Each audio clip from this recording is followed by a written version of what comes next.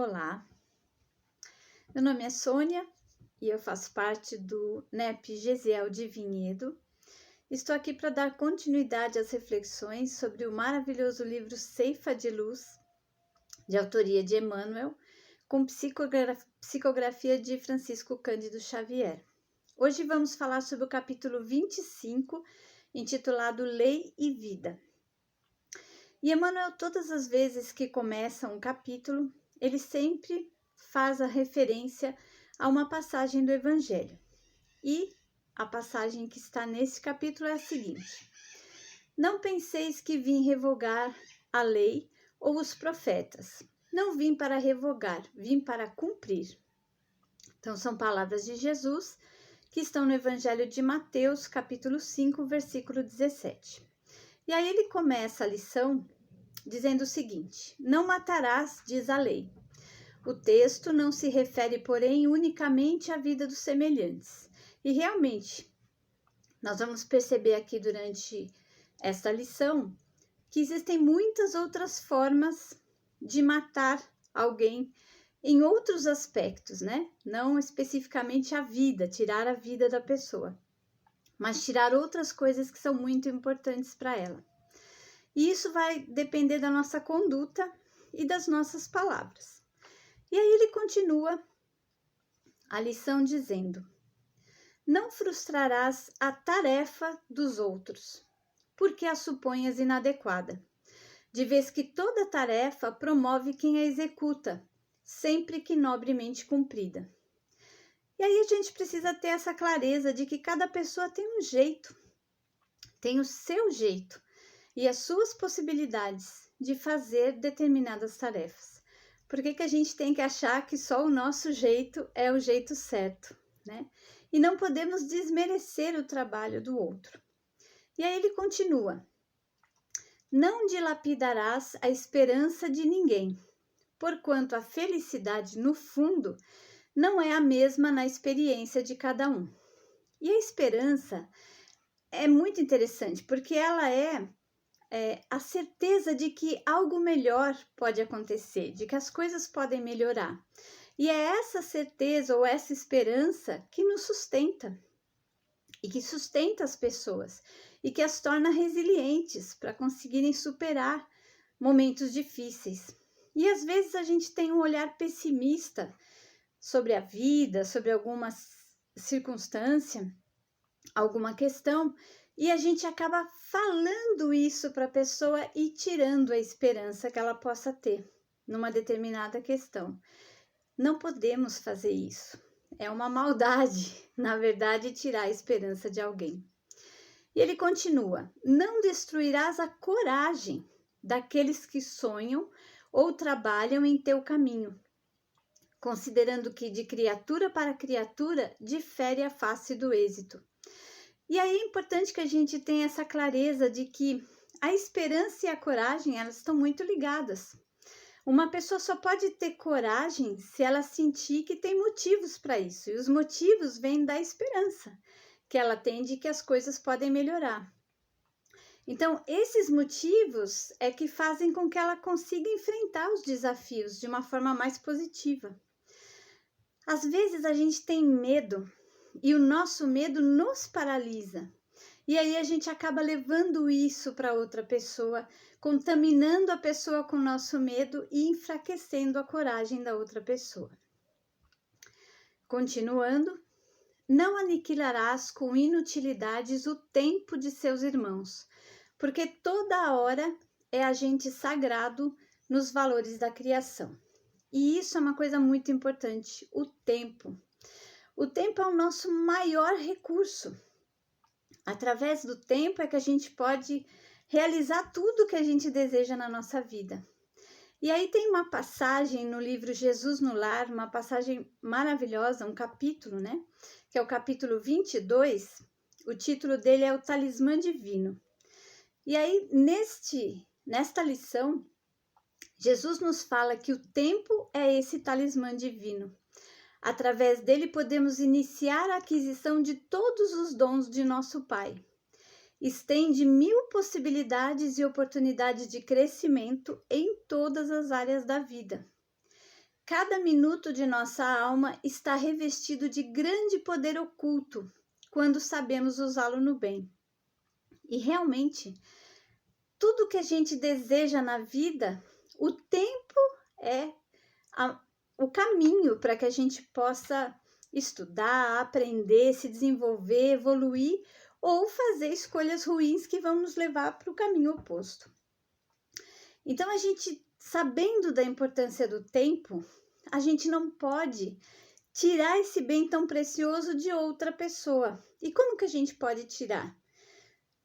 Falando de assuntos inúteis, indignos às vezes.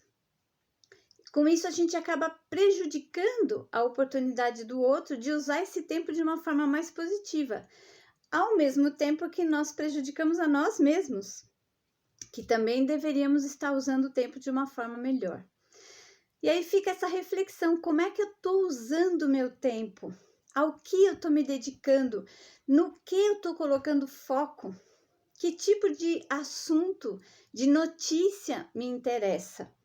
Será que isso está contribuindo para a minha evolução ou ao contrário?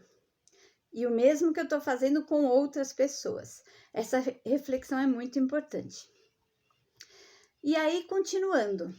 Não extinguirás a afeição na alma alheia, porquanto ignoramos todos nós com que instrumento de amor e sabedoria divina pretende mover, a sabedoria divina pretende mover os corações que nos partilham a marcha. Então, nós devemos seguir os ensinamentos de Jesus. Aqui está falando das afeições, né?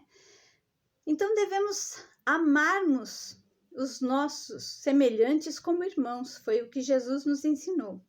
E o que significa isso? É termos compreensão, perdão, especialmente amor. Estarmos próximos, se a gente fizer isso, estaremos próximos desse objetivo. E aí, ao invés da gente extinguir as afeições, a gente vai ampliar, com certeza. E aí, continuando, não exterminarás a fé no espírito dos companheiros que renteiam contigo, observando-se que as estradas para Deus obedecem às estruturas e direções que variam ao infinito. E aí tem aquela frase de Jesus, né? Há muitas moradas na casa de meu pai. Essa frase dá possibilidades imensas de compreensão. E uma delas é essa, que diz respeito às diferenças na fé. Não existe só uma forma de se chegar a Deus. E também a fé pode ter muitas formas que não estão diretamente ligadas a uma religião. Então é importante que a gente perceba o que importa realmente, né? Que a pessoa está focada no bem, buscar a caridade, buscar se tornar uma pessoa melhor, independente da sua religião. Jesus disse, fora da caridade não há salvação. Em nenhum momento ele disse, fora desta ou daquela religião não há salvação. Então não existe um único caminho certo. As estradas que levam a Deus são infinitas. E aí ele finaliza essa maravilhosa lição dizendo, reflitamos no bem do próximo, respeitando-lhe a forma e a vida. A lei não traça especificações ou condições dentro do assunto. Preceita simplesmente não matarás. Então, tudo que ele diz aqui tem muito a ver com respeito, né? A questão do respeito ao semelhante. Cada ser é único, tem uma história única, experiências, referências, valores, pontos de vista pessoais.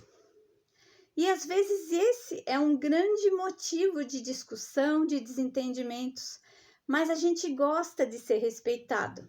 Então nós também devemos respeitar o outro, respeitar as escolhas que cada um faz e incentivar para que cada um consiga cumprir a sua tarefa a seu modo, de acordo com a sua capacidade. Quando a gente olha para qualquer pessoa, olha para o próximo, a gente tem sempre uma visão muito parcial. Eu diria que é como avaliar uma casa pela fechadura, pelo buraco da fechadura de uma única porta. Então imagina que eu estou olhando pela fechadura da porta da sala. E eu quero avaliar como é essa casa. O que eu vou ver? O ângulo de visão que aquela fechadura me permite. E aí eu vou dizer, nossa, essa casa não tem quarto, não tem cozinha, não tem banheiro. Essa sala tem tão poucas coisas aqui, acho que só tem um sofá e uma TV e um quadro na parede. Isso é o que eu consigo ver do meu ângulo, com as limitações que eu tenho. Mas isso não quer dizer que essa é toda a verdade. Essa é a minha verdade, a que eu consigo observar. Então é muito importante que a gente tenha clareza de que a nossa visão sobre qualquer aspecto, qualquer situação ou qualquer pessoa é sempre parcial. E aí, para finalizar, eu queria falar sobre Sócrates. Sócrates é um filósofo ateniense que viveu 400 anos antes de Cristo. E ele usava uma técnica chamada as 3 peneiras, provavelmente a maioria já ouviu falar, e que ele usava isso sempre que ele tinha acesso a uma nova informação. Então, quando alguém vinha contar alguma coisa para ele, ele sempre perguntava, espera, me diz antes, essa informação que você veio trazer é verdade? Você tem certeza absoluta de que é verdade? Ou foi alguém que te contou? Outra peneira, é uma informação boa? Ela acrescenta? Ela é positiva? E a terceira peneira, é útil? Vai contribuir para a vida de alguém? Para a minha ou da pessoa sobre quem você está falando ou da situação? Se não passar nas 3 peneiras, segundo ele, a gente deve enterrar essa informação, porque ela não vai trazer nenhuma contribuição para a nossa vida, nem para ninguém. Essa lição nos ensina muito, né? A lição de Emmanuel. Ela nos ensina que devemos ser muito responsáveis e atentos com as nossas palavras e com as nossas atitudes, especialmente no impacto que isso tem em relação ao próximo. Essa dica de Sócrates é uma ajuda para a gente analisar não só a informação que chega até nós, mas a informação que nós levamos para o próximo. Então, vamos ser mais responsáveis e atentos e aproveitar essa maravilhosa lição de Emmanuel. Obrigada e muita paz a todos.